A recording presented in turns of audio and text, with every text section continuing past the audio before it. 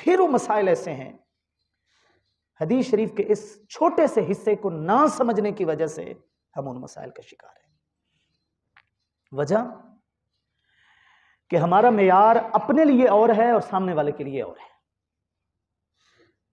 हम अपने लिए पसंद नहीं करते कि कोई हमारे बारे में बदगुमानी कायम करे। हम अपने लिए पसंद नहीं करते कि कोई हमसे तहकीक किए बगैर, पूछे बगैर, महज सुनी सुनाई हमारे मुतल्लिक बातें उछालता रहे और लोगों को बताता रहे। हम अपने लिए पसंद नहीं करते,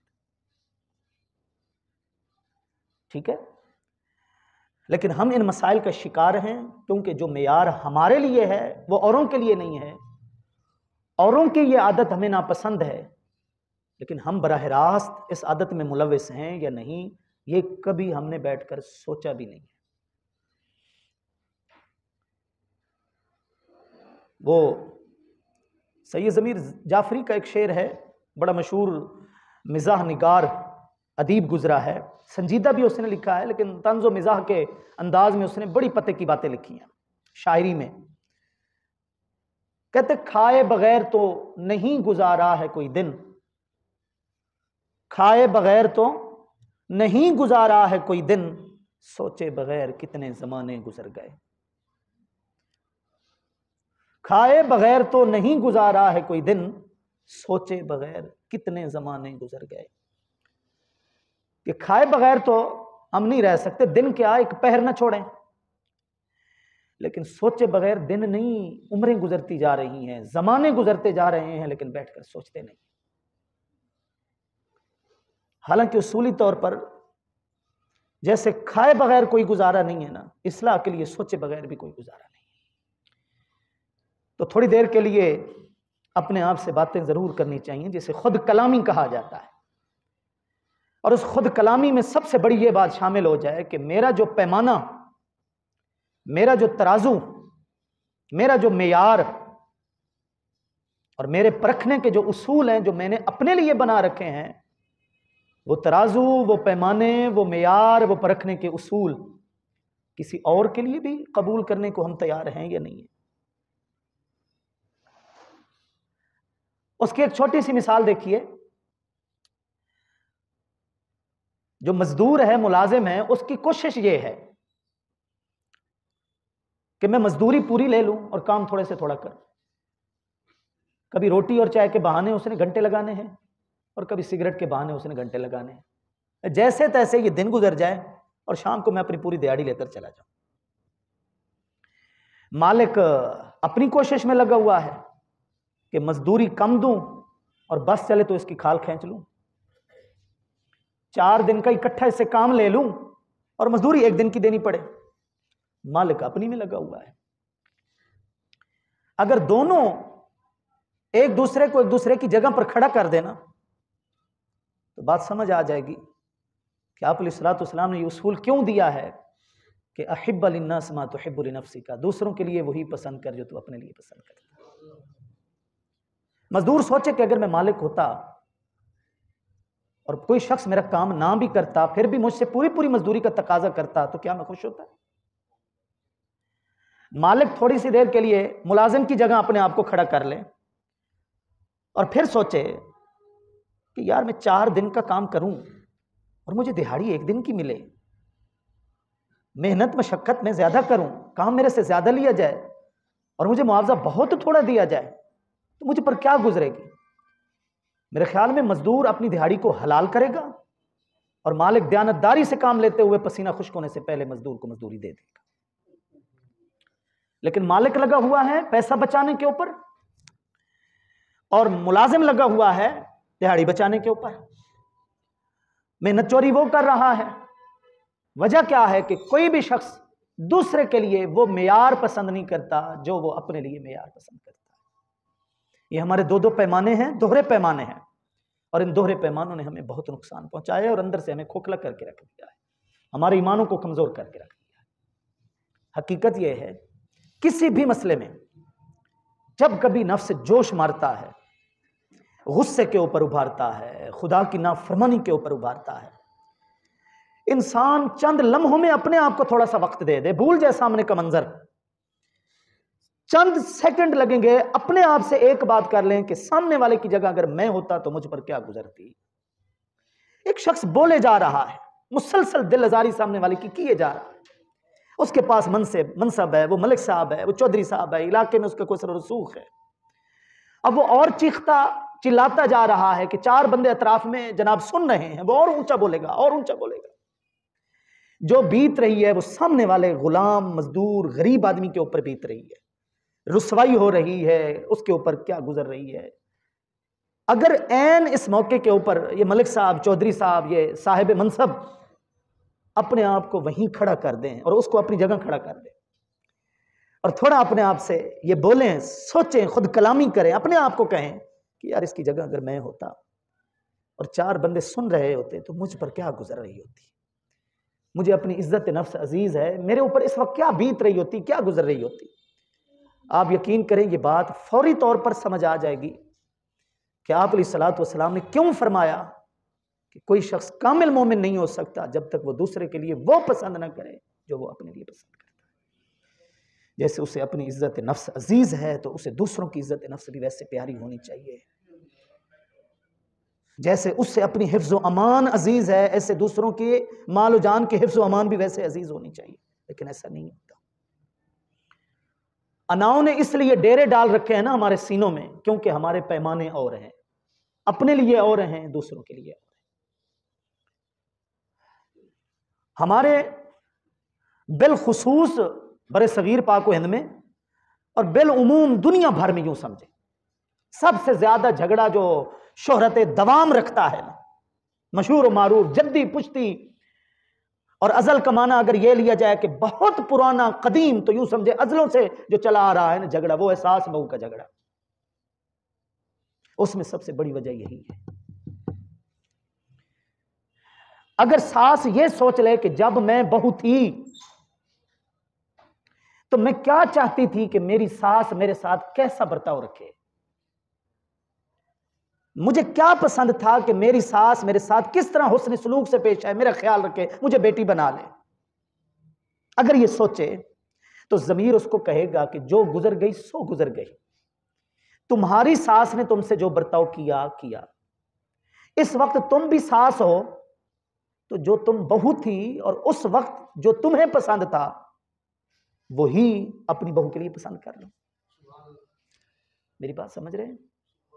अगर सास अपने आप से बात करे और इस हदीस को सामने रखे कि दूसरों के लिए वही पसंद करो जो अपने लिए पसंद करते हैं, तो उसको समझ आ जाएगी कि मेरी सास ने अगर मेरी पसंद के मुताबिक मुझसे बर्ताव नहीं किया तो जो मुझे पसंद था कि मेरी सास मुझसे ऐसा बर्ताव करे, तो मैं अपनी बहू के लिए सास हूं, इसको भी तो यही पसंद होगा, चलो इसकी पसंद का ख्याल रख लेती।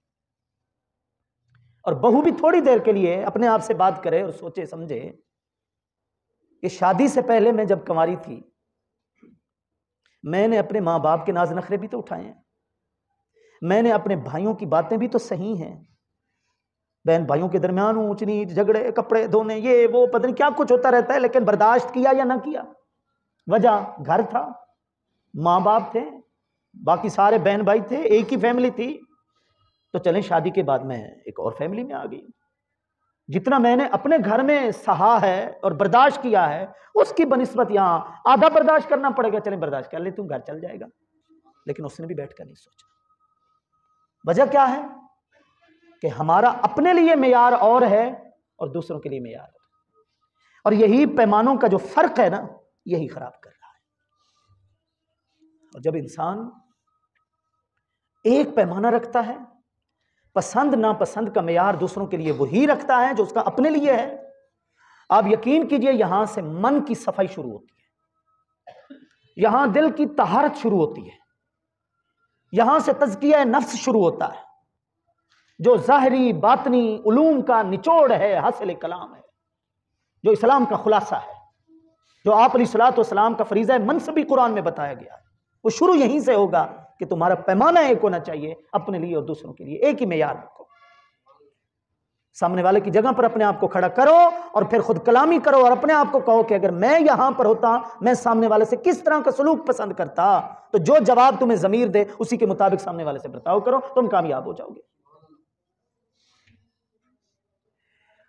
इसलिए ये जो मुआशरत है, ये हदीस शरीफ इस मुआशरत के लिए सबसे बुनियादी उसूल है, बड़ा उसूल है। बुजुर्गान दीन जब अपने मुरीदों की तरबियत करते थे ना, तो उनका ज़ाब्ता था। अब तो वो चीज़ें न रही ना। इकबाल ने कहा था, उठा मैं मदरसा व खानकाह से गमनाक, न जिंदगी न मोहब्बत न मार्फत न निगाह। ये जो मराकज़ थे तालीम और तरबियत के, इकबाल कहते मुझे यहां से बड़ी मायूसी हुई है, मेरी उम्मीदें यहां पर नहीं है। अब यहां पर न जिंदगी मिलती है, न मोहब्बत नजर आती है, न मार्फत नजर आती है, न निगाह नजर आती है। ये तो मराकज़ थे, ये चीजें यहां होनी चाहिए थी। मसाजिद, मस्जिद मरसिया खां है कि नमाजी न रहे, यानी वो साहिब औसाफ हिजाजी न रहे। वो सहाबे कराम वाली खसलतें हैं, वो आदतें नमाजियों के अंदर क्यों नहीं है? मस्जिदें तकरीरों के लिए हैं, गले फाड़ने के लिए हैं, चीखने चिल्लाने के लिए हैं, खिताबत के लिए हैं। मस्जिद मरसिया खां है, मरसिया पढ़ने के लिए मस्जिदें, या खुदा से राज न्याज की बातें करने के लिए, या कल्बी सकून हासिल करने के लिए। लेकिन वो बुजुर्गान दीन जिन्होंने अपनी तरबियत की और अपने माताहत अफराद की तरबियत की, उनका एक उसूल था, और वो उसूल ये था, वो कहते थे कि अगर तुमने हमारे औराद व वज़ाइफ नहीं पढ़े तो हमें तकलीफ होगी, लेकिन अगर तुमने किसी को तकलीफ दी तो फिर हमें तुमसे सिर्फ तकलीफ नहीं होगी, तुमसे नफरत होगी। ये बहुत बड़ी बात है। तकलीफ और नफरत में बड़ा फर्क है जनाब। अल्लाह वालों की जो नफरत भी होती है ना, वो कोई जातियात वाली नहीं होती, उनकी मोहब्बत भी लिल्लाह होती है, और उनका इख्तलाफ भी लिल्लाह होता है, अल्लाह के लिए होता है। शरी वजह होती है दोनों जगह, मोहब्बत और दावत दोनों जगह। तो उन बुजुर्गों का उसूल ये था कि हमारे औराद व वज़ाइफ पर अमल तुमने ना किया तो रंज होगा, तकलीफ होगी, लेकिन अगर किसी को तकलीफ जाकर दी, यानी मुआशरत अपनी ठीक नहीं की, रहन सहन तर्ज जिंदगी ठीक नहीं किया, तो फिर हमें सिर्फ तकलीफ नहीं होगी, हमें तुमसे नफरत हो जाएगी। और आप यकीन करें, बाज बुजुर्गों ने तो यह तक लिख रखा था अपने दरवाजों पर कि अगर तुम्हें सूफी बनना है तो कहीं और चले जाओ, और अगर तुम्हें आदमी बनना है तो आओ दाखिल हो जाओ। बात समझें जरा, तुम्हें अगर सूफी बनना है तो कहीं और चले जाओ, और अगर तुम्हें अच्छा आदमी बनना है, आदम, हजरत आदम अलैहिस्सलाम, औलाद आदम, वहां से ये लक़ब मिला है ना, आदमी, इंसान, उन्स से, उन्स वाला, जिसमें उन्स ही नहीं है किसी के लिए, वो कैसा इंसान? जिसमें जनाब आदम अलैहिस्सलाम की खसलतें नहीं है, वो कैसा आदमी? वो कैसा बेटा होता है जिसमें बाप की अच्छी आदतें ना हो? अलवलदु सिर्रुन लि अबीही, बेटा तो अपने बाप के नक्शे कदम पर ही होता है। बेटे की आदतों से पहचाना जाता है कि बाप कैसा था जिसकी तरबियत इसको पहुंची। तो क्या लिख रखा था दरवाजों पर? सूफी बनना है, मौलवी बनना है, कोई बड़ा आलिम बनना है तो जाएं, किसी और दरवाजे पे जाएं, लेकिन अगर हमारे पास आए तो यहां कदम रखो इस नीयत से कि यहां तुम्हें अच्छा आदमी बनकर निकलना है। लेकिन वो चीजें अब नहीं है, वो बातें खत्म हो चुकी हैं। एक बुजुर्ग की आदत थी, वो जब भी किसी से मिलते थे ना, जब किसी से मिलते थे तो उसको कहते थे कि भाई मैं तेरे लिए बड़ी दुआ करता हूं। वो कहते थे ना दुआ, वो कहते मैं तेरे लिए बड़ी दुआएं करता। तो उनके शागिर्द ने एक मरतबा पूछ लिया कि हुजूर जो भी मिलते हैं आप कहते हैं मैं आपके लिए दुआएं कर दूं, कितनी दुआएं आप कर लेते होंगे सबके लिए? तो फिर उन्होंने बताया, उन्होंने कहा मेरी 5 नमाजें हैं, हर नमाज में दुआ बांट रखी है मैं नमाज फजर के बाद सिर्फ अपने बुजुर्गों के लिए दुआएं करता हूं, अपने वालिदैन के लिए, अपने साथी के लिए, अपने मशाइख के लिए। मैं नमाज ज़ोहर के बाद अपने दोस्त अहबाब जो मेरे मुतल्लिकीन हैं, हम असर हैं, हम जैसे हैं, हम उम्र हैं, उनके लिए दुआएं करता हूं। नमाज असर के बाद मैं अपने बच्चों के लिए जो मेरे उम्र में मेरे से छोटे हैं, मैं उनके लिए दुआएं करता हूं। नमाज मगरिब के बाद मैं अपने रिश्तेदारों के लिए दुआएं करता हूं, जिसका मेरे साथ ताल्लुक है मैं उनके लिए दुआएं करता हूं। नमाज इशा के बाद मैं जमी मुस्लिमीन मुस्लिमात के लिए दुआएं करता हूं, भले मेरे साथ उनकी जान पहचान नहीं है लेकिन कलमा तय्यबा का तो उनके साथ रिश्ता है। मशरिक मगरिब जहां कहीं बस रहे, मैं सब मुसलमानों के लिए दुआएं करता हूं। तो सबके लिए दुआ हुई या ना हुई? लेकिन वो कैसे पाक साफ दिल होते होंगे कि जिन्होंने अपनी नमाजों को इस तरह तरतीब में दे रखा था कि दुआओं में कोई भी रह ना जाए, हर मुसलमान के लिए दिल इतना साफ। यही ज़ाहिरी इल्म है, यही बातनी इल्म है, यही शरीयत है, यही तरीकत है। फारसी जबान का शेर है, जे तस्बीह हो सज्जादा हो दल्क नेस्त, तरीकत बजुज़ खिदमत खल्क नेस्त। ये तस्बीहां, ये मुसल्ले, ये सहरा, ये चटियल मैदान, ये दूर दराज निकल जाना, ये तरीकत नहीं है। तरीक़त बजुज़ खिदमत खल्क़ नेस्त। तरीक़त सिर्फ इस चीज़ का नाम है कि तेरे दिल में मखलूक के लिए कितनी हमदर्दी पाई जाती है। और एक और शेर याद आ रहा है, मैं तो कहता हूं इस शेर को हर दिल के ऊपर नक्श होना चाहिए, हर दिल के ऊपर, कि पता चले हकीकत है क्या, भटक कहां रहे हैं हम लोग। कुफ्रस्त तरीक़त माँ कीना दाश्तन, आईने मास्त सीना चूं आईना दाश्तन। तर्जुमा जरा सुने। सीनों में कीना रखना, बुग़्ज़ रखना, नफरतें रखना सबसे बड़ा कुफ्र है। शायर कहता है मेरे इल्म का हासिल यह है, मेरे ज़ाहिरी बातिनी उलूम का निचोड़ यह है, कुफ्रस्त तरीक़त माँ कीना दाश्तन, सबसे बड़ा कुफ्र यही है, सबसे बड़ी नाफरमानी यही है, सबसे बड़ी खिलाफ वर्जी यही है कि सीने के अंदर तुमने किसी का कीना भर रखा है। आईने मास्त सीना चूं आईना दाश्तन, उसूल ये होना चाहिए, आइन ये होना चाहिए, ज़ाब्ता ये होना चाहिए कि सीना आईने की तरह साफ हो जाए, शीशे की तरह बिल्कुल साफ सुथरा हो जाए।